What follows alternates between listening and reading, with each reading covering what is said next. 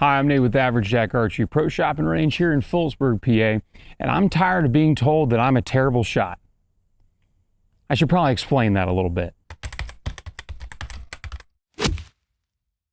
So this is something that I've seen really crop up the past couple of months in my particular store. It's not me specific. I caught your attention there with that. You're welcome. It's actually everybody that's been coming into my shop that wants to build different arrows. They want to tune their bow. They want to do this thing when they want to do that thing. And there's been a scourge recently of people still putting the cart before the horse. Now, I've done a lot of videos on this in the past about how tuning is not that difficult, how working on your form is not that difficult, but it still seems that I seem to be in the minority of this crowd. And so I want to take a moment to talk about this a little bit. We've all made bad shots on animals, myself included. However, the further you get into your archery journey and the more you work with your specific setup and your particular bow and you work on your form, I'm going to be talking about this all throughout the video on form. A lot of people have very, very simple, easy mistakes or very easy form flaws that can rectify a litany of different issues: arrow tuning, broadhead penetration, etc., etc. A lot of emphasis recently has been put on the animal and the arrow getting through the animal, right?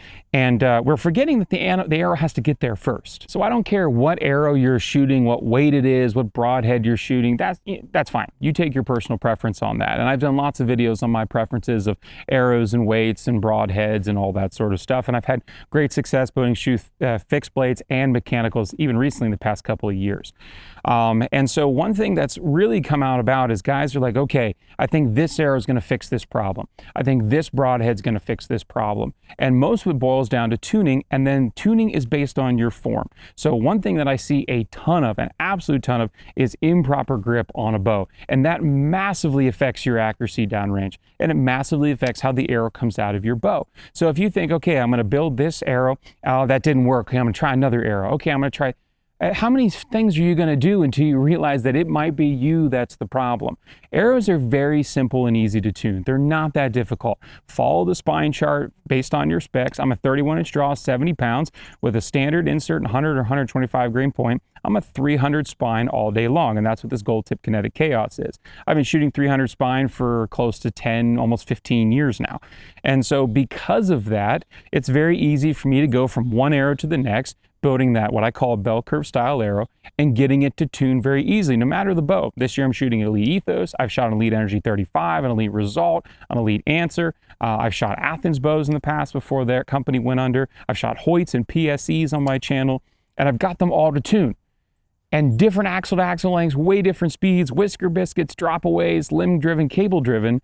How do I have so much success? And it's because I work on me. I work on my form, how I grip bows, how my face pressure is, what my draw length is based on the bow. Everyone's dead set on a number. I want this arrow to weigh this. I want my draw length to be exactly that. I want my poundage to be exactly this.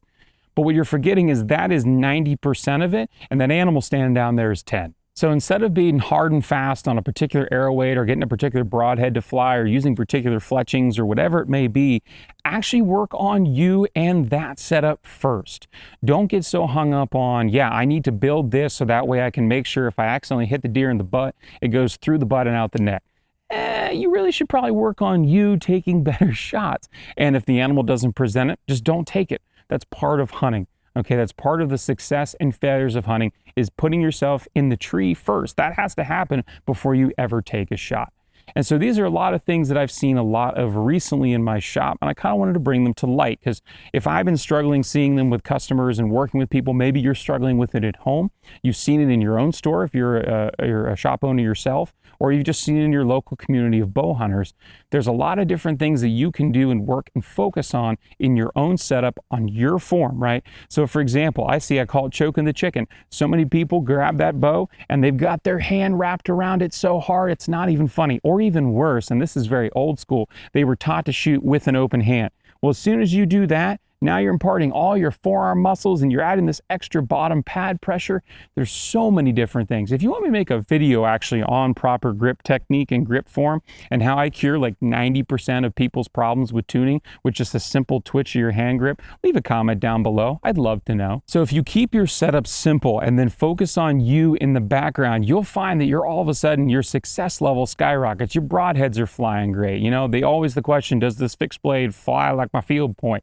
90% of that is resolved with form and shooting a proper arrow. It's not that complicated. If it was that complicated, my shop wouldn't be in business, nor would so many other shops around the country. And nor would arrow manufacturers, broadhead manufacturers, and bow manufacturers be able to crank out such high quality products and stay in business if their run-of-the-mill bell curve style things didn't work. And I know there's a lot of people on the internet, such as myself, and I'm just as guilty as anybody else, but do be careful.